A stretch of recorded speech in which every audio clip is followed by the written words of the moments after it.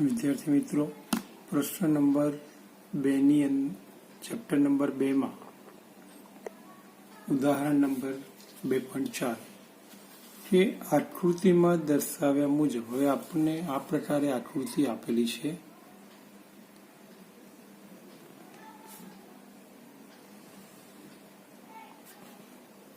ધારો કે કોઈ એક ચોરસ છે ABCD.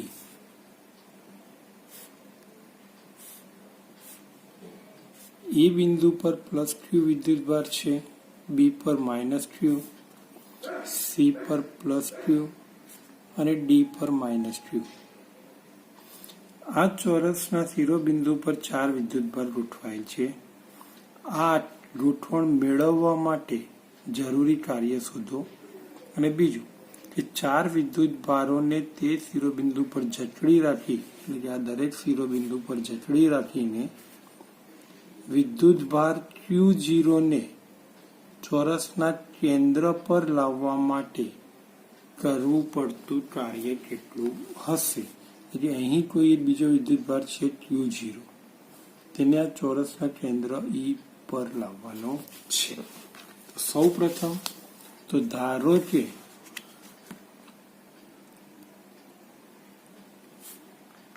ચોરસની દરેક બાજુની લંબાઈ d છે.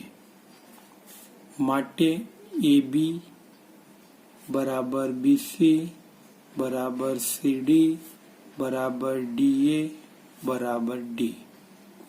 જ્યારે AC અને BD એ તેના વિકર્ણ છે. માટે AC બરાબર BD બરાબર આપણે અહીંયા પાયથાગોરસનો નિયમ લાગુ પાડી શકાય, એટલે કે √d² + d². પરિણામે d√2 થાય. બરોબર છે. હવે અહીં સૌ પ્રથમ આપણે એ બિંદુ પર +q વિદ્યુતભારને લાવવા માટે કરવું પડતું કાર્ય જોઈશું. પરંતુ અહીંયા ધારો કે પ્રારંભમાં આ ચોરસના એક પણ શિરોબિંદુ પર કોઈ વિદ્યુતભાર છે નહીં, તો પરિણામે એ બિંદુ પર +q વિદ્યુતભાર લાવવા કરવું પડતું કાર્ય W1 કોઈ જ વિદ્યુતભાર ન હોય, એટલે વિદ્યુત ક્ષેત્રની વિરુદ્ધમાં કોઈ કાર્ય કરવું પડે નહીં. અને W1 બરાબર 0. હવે ત્યારબાદ સેકન્ડ આવશે, આપણે આને હું નંબર 1 આપીશ કે બી બિંદુ પર, કયા બિંદુ પર આવશે? હવે બી બિંદુ પર એ બિંદુ પર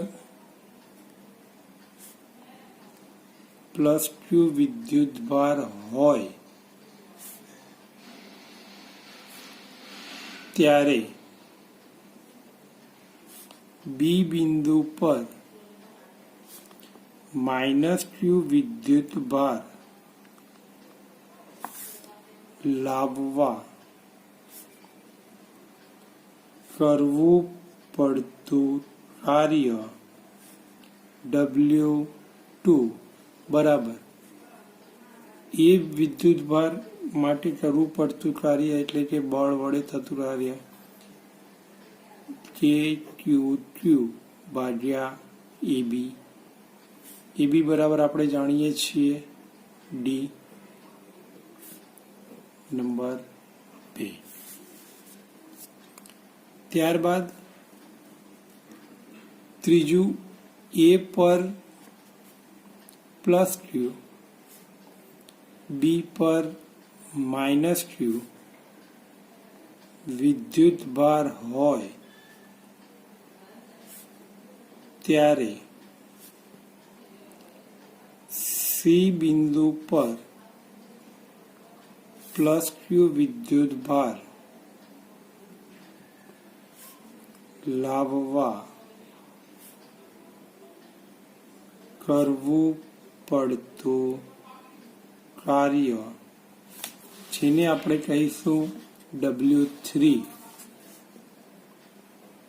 બરાબર એ પરના વિદ્યુતભાર માટે એટલે કે કે ક્યુ અને એ થી સી વચ્ચેનું અંતર એટલે કે એસી પ્લસ કે માઇનસ ક્યુ અપોન બીસી બરોબર. તો પરિણામે એને આપણે લખીએ તો કે ક્યુ સ્ક્વેર બાય એસી બરાબર આગળ આપણે મેળવ્યું છે D√2 minus K Q square by BC બરાબર છે ડી. બંનેમાંથી આપણે કોમન કાઢી લઈશું કે ક્યુ સ્ક્વેર બાય ડી. તો માટે W3 ઇઝ ઇક્વલ ટુ કે Q square by D common એટલે બ્રેકેટમાં વધે 1/√2 માઇનસ 1 આને હું નંબર આપી દઈશ 3 અથવા હજુ પણ આનું સાદુરૂપ આપણે આપીએ અને માઇનસ કોમન કાઢી લઈએ તો minus K Q square by D બ્રેકેટમાં 1 માઇનસ 1/√2 નંબર 3. ત્યારબાદ ચોથું કે ડી બિંદુ પર ઉપર પ્રમાણે જ માઇનસ ક્યુ વિદ્યુતભાર લાવવા કરવું પડતું કાર્ય W4 બરાબર એ બિંદુ પર કે ક્યુ અપોન AD પ્લસ કે માઇનસ ક્યુ બરોબર કે minus Q upon BD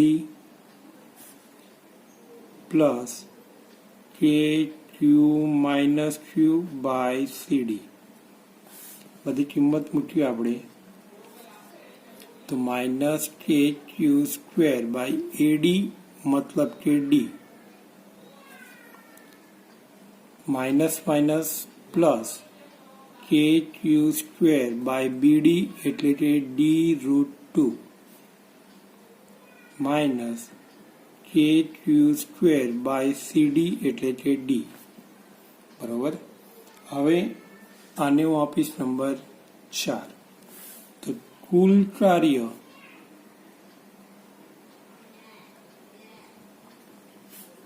W is equal to W1 plus W2 plus W3 plus W4. દરેક 1 2 3 4 સમીકરણ નંબર છે દરેકની હું કિંમત મૂકીશ. W1 બરાબર તો 0 હતું, W2 બરાબર minus K Q square by D, W3 બરાબર minus K Q square by D plus K Q square by D√2. W4 बराबर minus K Q square by D plus K Q square by D√2 minus K Q square by D बराबर. હવે આમાં જે સરખું લાગે તે ઉડાઈ મારો તો લગભગ બધું સરખું છે, કશું સરખા જેવું છે નહીં. એટલે ક્યુ સ્ક્વેર બાય ડી 4 ટાઈમ્સ છે અને કે Q square by D√2 2 times છે એટલે કે minus 4 time K Q square by D plus 2 times K Q square by D√2. Okay, હવે એમાંથી કોમન કાઢીશું આપણે. કોમન કાઢીએ તે પહેલા માઇનસ 4 કે Q square by D plus આ જે 2 છે એ 2 मतलब કે √2 इंटू √2 KQ² बाय D√2 એક √2 કેન્સલ, પરિણામે બંનેમાંથી હવે કોમન નીકળી જશે કે -KQ² બાય D, આટલું કોમન. બ્રેકેટમાં વધશે -4 પ્લસ √2, માઇનસ કોમન કાઢી લો તો પરિણામે KQ² બાય D બ્રેકેટમાં √2 - 4 આ થયેલ કાર્ય મળી ગયું. બરોબર. હવે આમાં ને આમાં જ આપણે આગળ જોવાનું છે કે આ વિદ્યુત ભારો જે છે એ વિદ્યુત ભારોની ગોઠવણી કરીને બિંદુવત વિદ્યુત ભાર Q0 ને કેન્દ્ર પર લાવવા માટે વધારાનું કેટલું કાર્ય કરવું પડે, તો તેના માટે Q0 પર લાવવા માટે કરવું પડતું કાર્ય, તો ધારો કે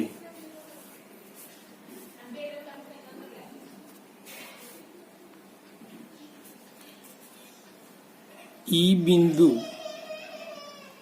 થી દરેક શિરોબિંદુ નું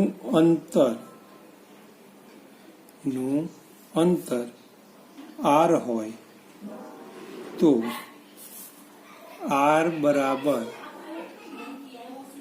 થશે D√2 બાય 2, એટલે કે D/√2. રેડી? કઈ રીતે આવ્યું?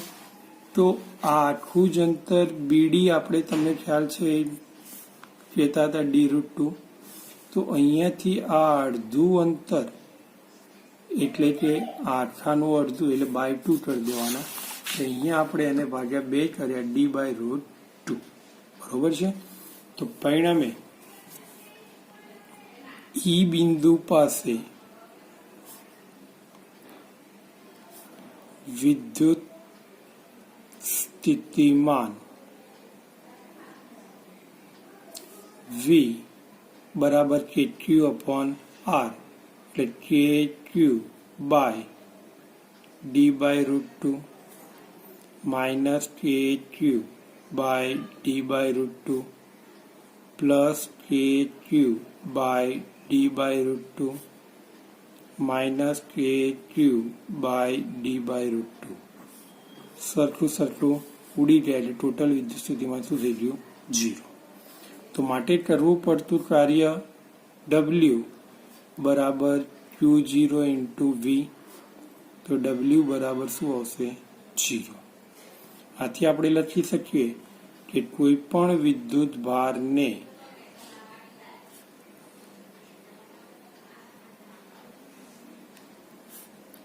ચોરસના કેન્દ્ર પર લાવવા માટે કરવું પડતું કાર્ય શૂન્ય થાય. બરોબર છે? હવે આગળ ઉદાહરણ નંબર 2.5 કે -9 સેમી 0 અને 0 અને +9 સેમી 0 0 સ્થાને રહેલા બે વિદ્યુત ભારો અનુક્રમે 7 માઇક્રોકુલમ અને -2 માઇક્રોકુલમના તંત્રની વિદ્યુત સ્થિતિ ઊર્જા શોધો.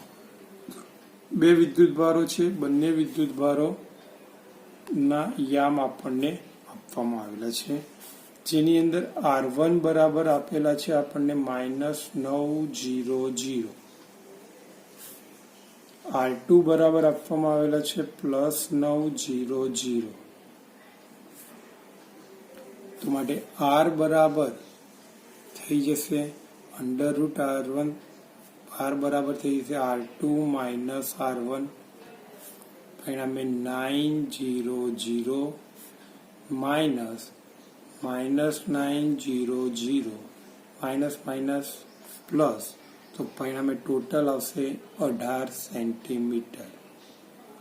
એટલે કે 0.18 મીટર. બરોબર. તો હવે કરવું વિદ્યુત સ્થિતિ ઉર્જા U બરાબર K Q1 Q2 by R, કે 9 ગુણ્યા 10⁹,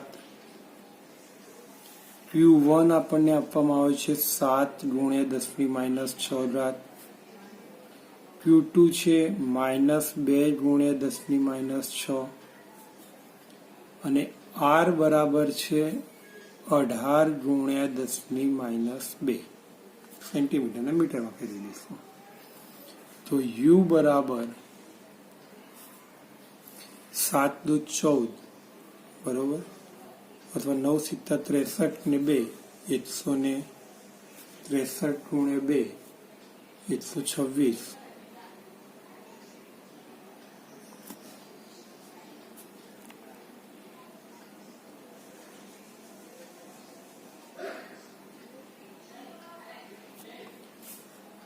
ગુણ્યા, એટલે માઇનસ આવશે,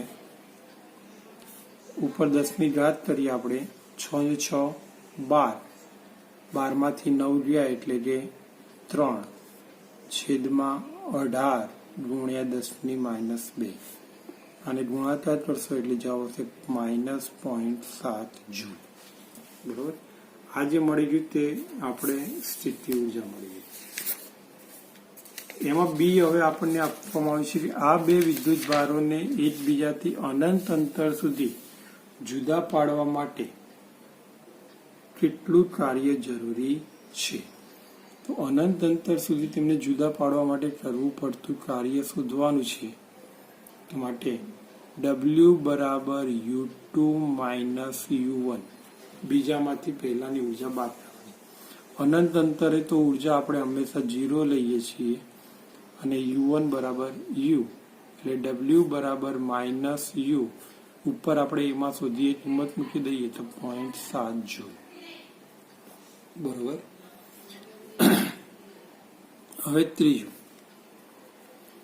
ધારો કે આ વિદ્યુત ભારોના, ત્રીજું આપણને શોધવું છે, તંત્રને બાહ્ય વિદ્યુત ક્ષેત્ર E બરાબર A × 1/r² માં મૂકવામાં આવે છે, જ્યાં A બરાબર 9 ગુણ્યા 10⁵ છે. તો આ તંત્રની સ્થિતિ ઉર્જા કેટલી હશે તેની સ્થિતિ ઉર્જા મારે શોધવાની છે. તો સ્થિતિ ઉર્જા શોધવા માટે ધ્યાન રાખો કે સ્થિતિ ઉર્જા શોધવા માટે પહેલા તો આપણે થિયરીની અંદર શીખી ગયા છીએ તેમ બાહ્ય વિદ્યુત ક્ષેત્રમાં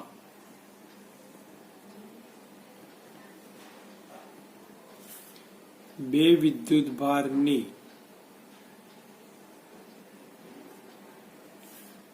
કુલ સ્થિતિ ઉર્જા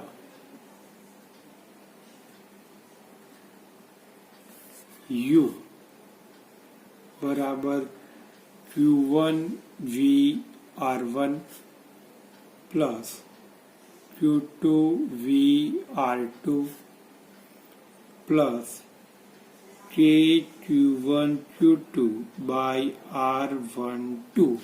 આવું સૂત્ર આપણે વિદ્યાર્થી મિત્રો થિયરીની અંદર શીખી ગયા છીએ. હવે અહીંયા વિદ્યુત સ્થિતિમાન આપણને આપેલું છે V બરાબર E × R. V બરાબર ED સૂત્ર હતું ને, એના પરથી E બરાબર A/r² × R. એક R ઉડી જશે તો માટે V બરાબર આવશે A/r. તો V × R1 બરાબર A/r1 તથા V × R2 બરાબર A/r2 તથા R12 બરાબર R આગળ આપણે કરેલું છે 0.18 મીટર. બધી કિંમતો અહીંયા ઉપરના સમીકરણમાં મૂકી દેવાની છે. તો માટે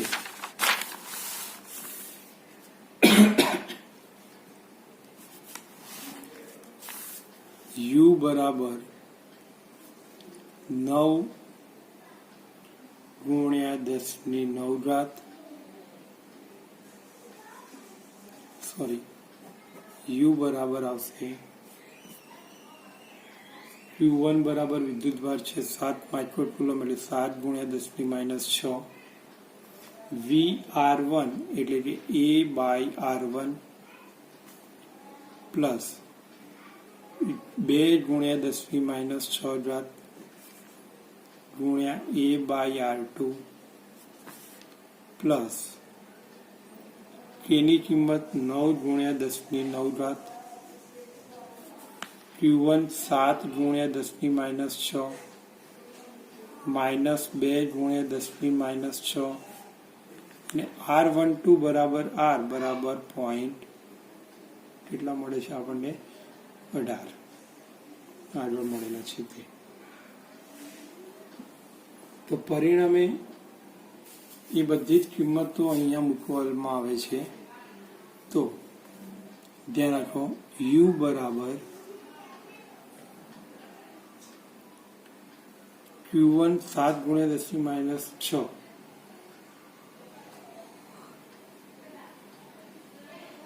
એ બરાબર આપણને કિંમત આગળ રકમની અંદર આપેલી હશે કોઈ મૂલ્ય 9 ગુણ્યા 10⁵ આપેલું છે તો પહેલા આ તો 7 ગુણ્યા 10⁻6 એની કિંમત 9 ગુણ્યા 10⁵ અને R1 આપણને આપેલો છે 0.09 પ્લસ અને આ માઇનસ એટલે આવી જશે શું માઇનસ ફરીથી 2 ગુણ્યા 10⁻6 9 ગુણ્યા 10⁵ અને આ આવશે 0.09 અને આની કિંમત તો ઓલરેડી આપણે આગળ શીખ્યા છીએ શોધેલી છે -0.7 બરાબર બધી જ કિંમતો આપણે મૂકેલી છે તો માટે u બરાબર આની ગણતરી કરો તો આ 10⁻2 કહેવાશે એટલે અહીંયા જવાબ કેટલો આવશે 70 અહીંયા જવાબ આવશે 20 -0.7 એટલે u બરાબર 49.3 જૂલ બરોબર હવે